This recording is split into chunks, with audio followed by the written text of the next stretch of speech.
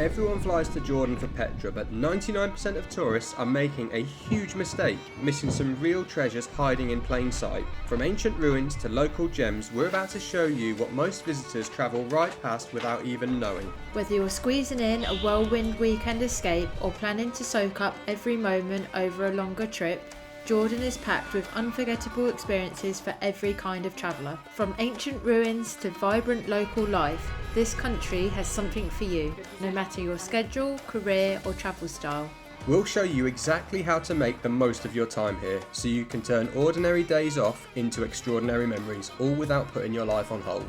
If Jordan's on your bucket list or you've already visited, drop a heart in the comments and let us know what you loved or what you're looking forward to the most. Hey guys, welcome back to the channel. We're currently here in Vienna, but that's not where we're staying. That's right, because today we're heading on the trip we didn't think was going to happen down to Jordan in the Middle East to see if we can do the north to the south and back again, hitting all the main sites in 5 days. Let's go.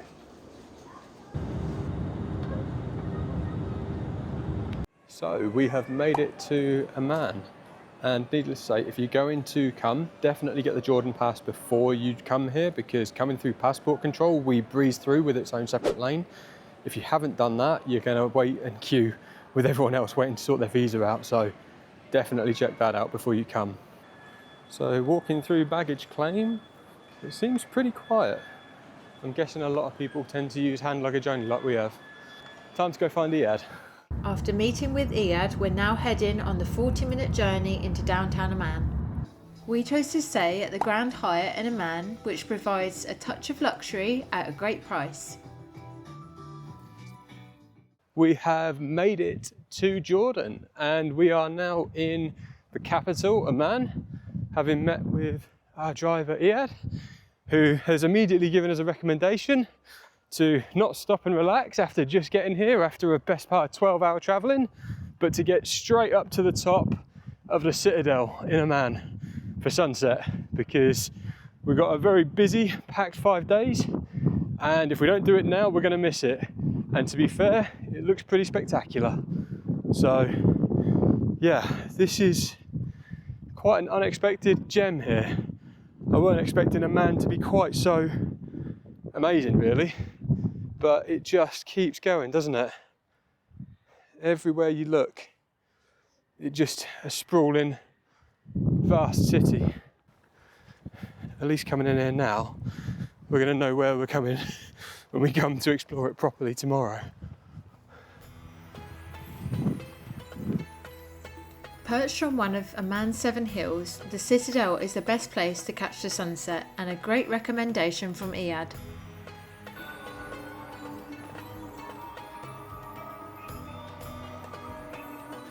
Having done some research before, we found the High Garden rooftop to be one of the top places rated for food whilst in Amman. The food scene is vibrant and so are the views. With an eclectic range of Middle Eastern and Western type food, there's something for everyone.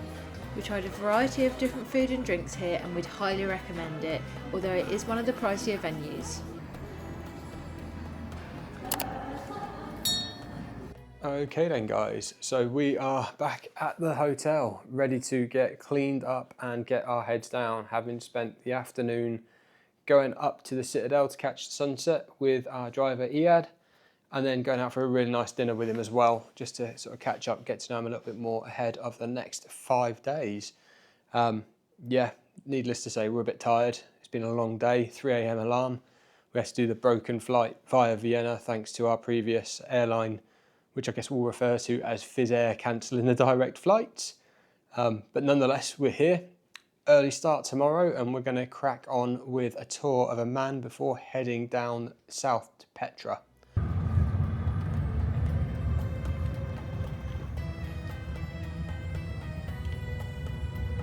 So first we will do the Blue Mosque.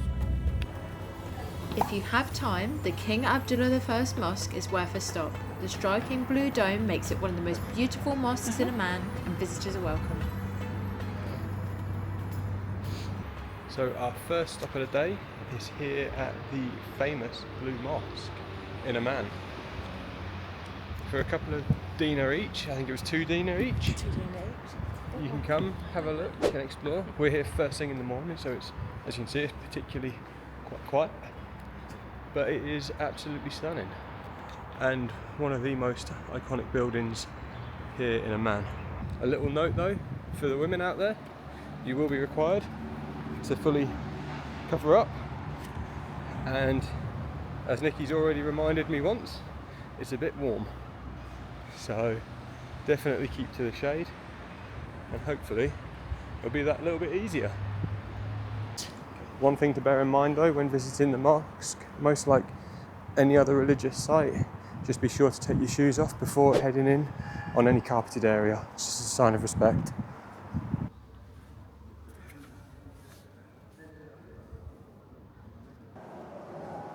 And right opposite the Blue Mosque is the Christian church. Back down. It's hot. If there's one thing you'll notice fast in Jordan, it's the incredible hospitality, and it usually comes with endless cups of tea. That's very hot. Give that a second. Now I will show you why this one is very special. I will turn off the light to see how all of these, it's glowing. Oh wow. Well, that was a surprise. The reason these plates and mosaics glow is because they contain phosphorus, made with really old school traditional methods, although we were assured they are dishwasher safe, so don't worry about that if you buy one. So here, like this one, it's about Jordanian scarf. So the people wear it when go to the desert, like Petra on the head. Cross from here. You can roll it very well. It's around the head.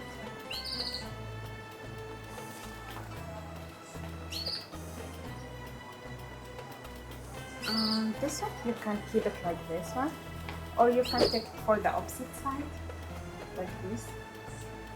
And sure to protect your face when you go to the desert, you can put it like this one.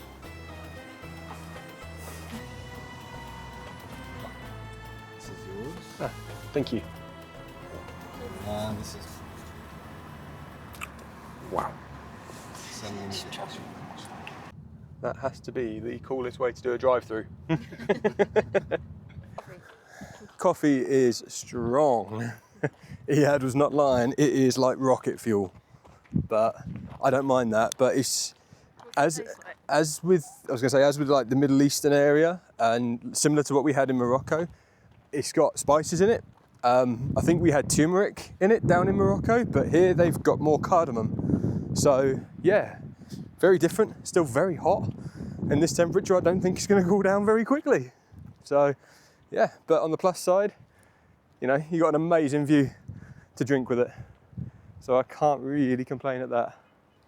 So we are here at the Citadel, perched on one of Amman's 7 hills. As you can see, there are a lot of hills. It's pretty amazing walking along here. You can see ruins from the Romans, the Byzantines, and even the Umayyads, all in one place. And if we look down the hill, testament to that, we can see the Roman Forum, which we're going to be heading down to in a bit. But enough of that for now. We've got plenty more of the Citadel to explore. So we're about to walk down through the Byzantine residential complex, which you'd never guess with all the car horns. Well, we thought we were going to go down to the Byzantine house complex, but they've shut that off. So next, I guess, up to some of the other stuff here. It's definitely getting warmer now though, and it's only 5 to 10. Oh, it's going to be warm. The UK does not prepare you for this at all. And now for one of the most renowned sites within the Amman Citadel, the Temple of Hercules. Now, it's amazing seeing how these ruins stand the test of time, and yet it feels like houses can't be built to last 10-15 years now. It's incredible. And I certainly wouldn't want to be around it if that fell.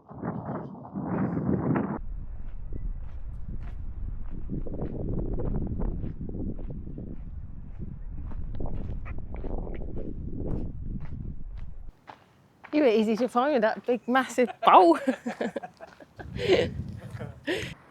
Do Just a quick note, if you are planning to head to the Citadel, down at the bottom at the entrance there are guides that will offer tours. It's 15 dirham a person, they're super friendly, they aren't pushy, and you don't have to do it.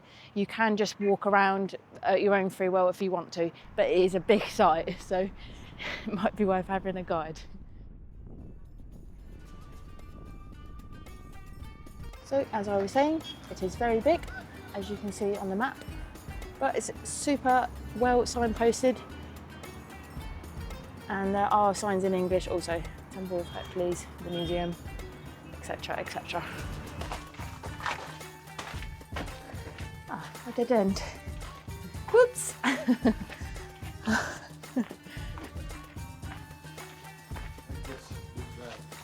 think it might be another dead end.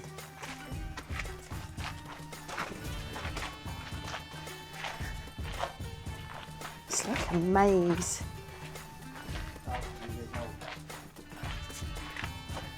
Pretty cool.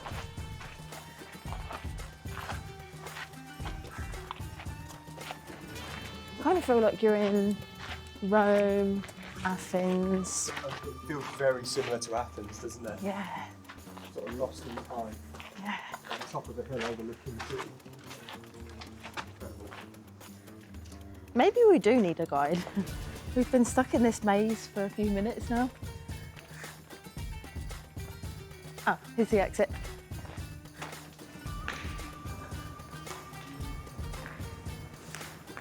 Wow, this is amazing.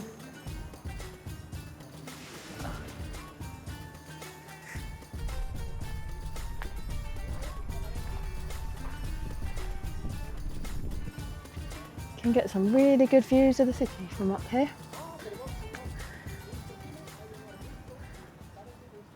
You know, it's absolutely harrowing just how quiet it is here.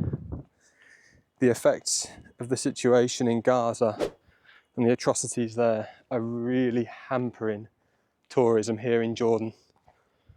And you can tell. I mean, we did a trip to Athens, which is quite similar in the sort of experience, you know, up on the Acropolis, looking over the city and the ancient ruins, and we couldn't move for people. And yet we're here nearly in the middle of the day, and we've seen maybe one other tour group in the time that we've been here. In fact, there they are over there now. But to have something like this old, this spectacular, practically to ourselves in the middle of the day, it's crazy, you know, really, really crazy. And all we've had is amazing hospitality, nothing but safety, no question about it. Definitely consider getting yourself booked to come over here, because now is the time. No mass crowds and an awful lot to explore. So if you find yourself getting a bit hot, on site at the Citadel is also the Jordan Archaeological Museum. So let's have a quick look and see what's going on in there.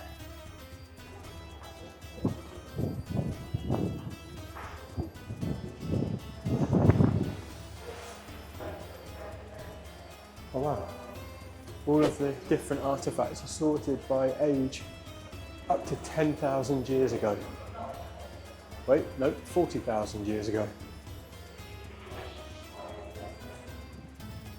It was an interesting little museum and a great way to get out of the sun, although they didn't have any air conditioning. As well as a museum, they also have a small cafe, a gift shop and toilets.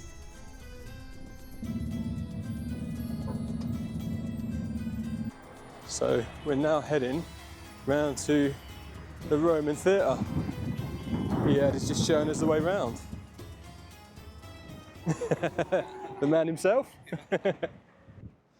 That is the Roman theatre.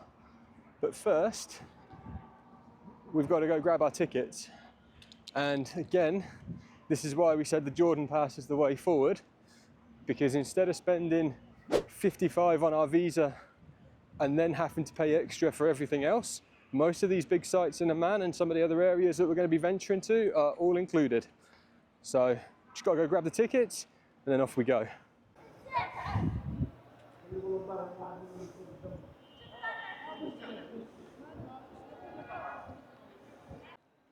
Okay then guys, so next up, you've probably worked it out already, is the Roman theatre here in Amman. To think this seats up to 6,000 people and they still use it for different concerts in the summer is actually quite phenomenal. The only thing we've got to work out now is how we're going to get Nikki up to the top and back down again. I think you'll be all right. Let's go.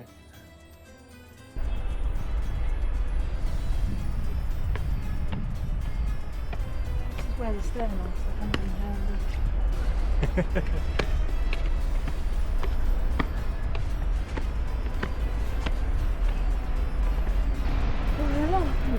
Stairs are a bit steep.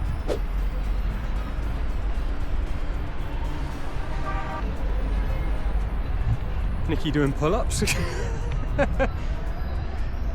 Yeah, some of these stairs really are no joke. Thank you.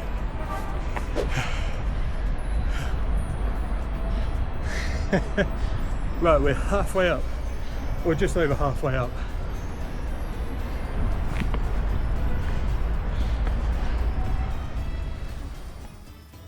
So that's where we were at the Citadel, and this is where we are now.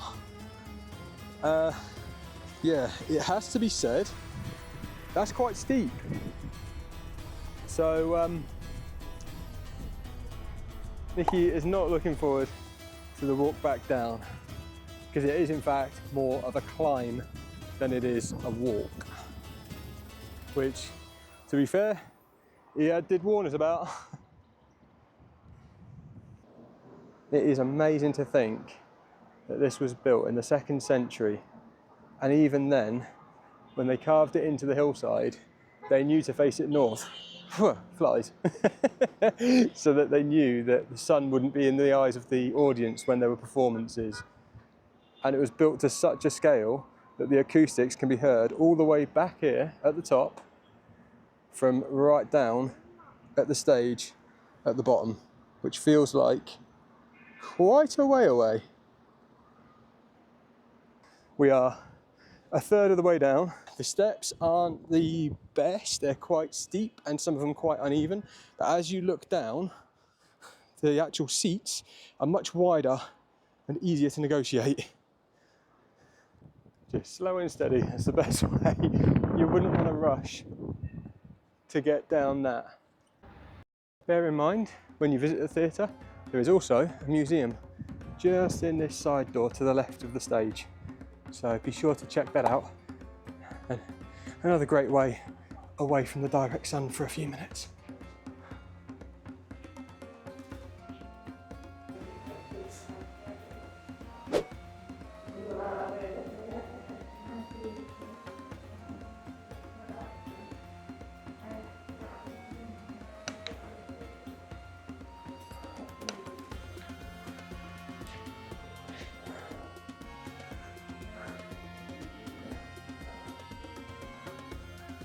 A little surprised.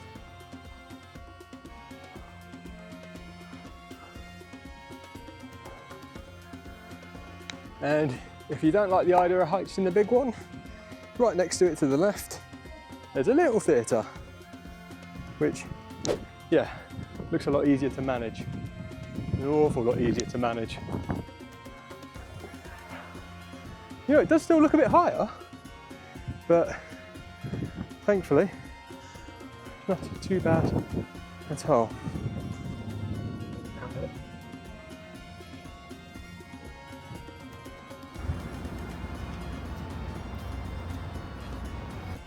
If you want to dive deeper into Jordan's story, the Jordan Museum is the best place to do it. It's beautifully created and really helps connect everything you see around the country. Whilst the museum only opened in 2014, it is packed with Jordanian culture and history. You'll find artefacts dating back to prehistoric times, treasures from Petra, and even the famous Dead Sea Scrolls. There's also a replica of the famous Ain Ghazal statues, some of the oldest human figures ever discovered, over 9,000 years old. It's a perfect stop if you want context before heading to places like Petra, Wadi Rum or the Dead Sea. Plus, it's air conditioned, which is a nice break in the middle of the day. Look at the star signs.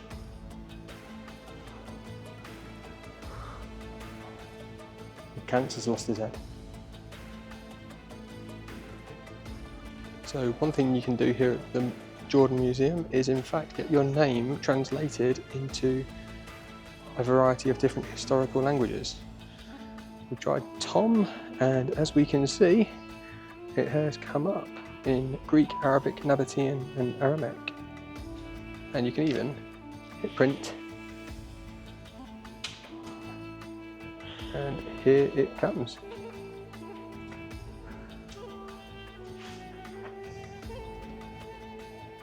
There we go.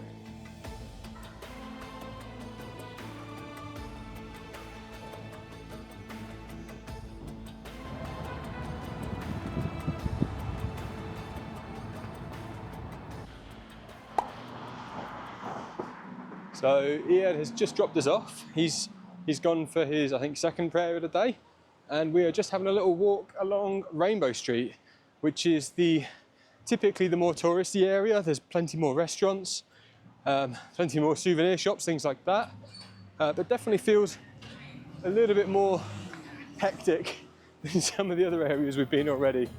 Rainbow Street is also where you'll find rooftop views, especially nice around sunset. Are these all houses? Yeah, all the houses. Some of them look as big as shopping centres. Having finished up our tour of Amman, Iyad then took us to a local restaurant that he uses with his family to get some really good, authentic Jordanian lunch. We're working our way through it, aren't we? You good? After fueling up on some of the best falafel we've ever had, it was time to leave Amman and head towards Petra. So we have finished up our tour in Amman, hitting the big sites, and had departed on our way down towards Petra when Iyad made a recommendation for a quick detour to Madaba? Madaba. He said that Mount Nebo is particularly worth it for the views, and they're also home to the oldest map in the world. So we're just about to head up and check that out. Check out this view as well, because apparently it's quite spectacular. Well, that was certainly one way of blocking a door. Bloody big stone. You can't be honestly comparing like that level of history from the Byzantine period to the Flintstones. It was great to stop at Mount Nebo before heading deeper into Jordan. It's one of the country's most important religious sites. According to tradition, this is the place where Moses looked over the Promised Land and where he is believed to have passed away. Today the site is marked by a modern church dedicated to Moses, built over ancient Byzantine mosaics. From the top you get sweeping views across the Jordan Valley, the Dead Sea and even as far as Jerusalem on a clear day.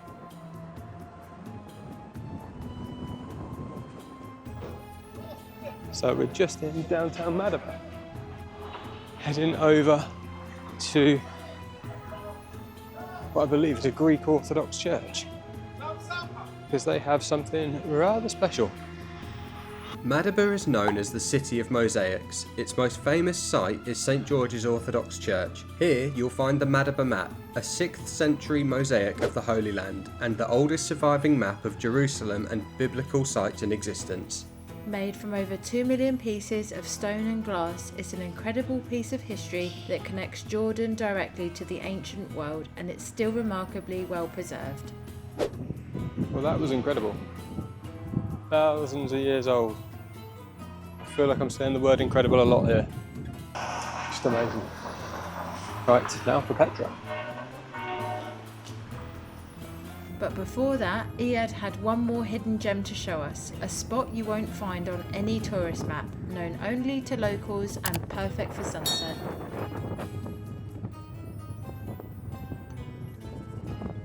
Okay guys, now it's time for our top tips. First up, travelling with a local guide makes a huge difference. We booked with Iyad and he honestly saved our trip, helping us replan so we spent more time exploring and less time on the road. We'll leave his details in the description so he can help you plan your trip too. Make sure to get out early to make the most of the cooler morning temperatures and to avoid the midday heat. Don't forget sunscreen and a hat. The sun is strong and the heat creeps up fast. Pro tip, pack a few electrolyte sachets to stay hydrated on the go throughout the day. Take a few minutes to learn some basic Arabic greetings like hello and thank you. A little effort goes a long way and you'll really feel the warmth of the Jordanian hospitality. Shukran.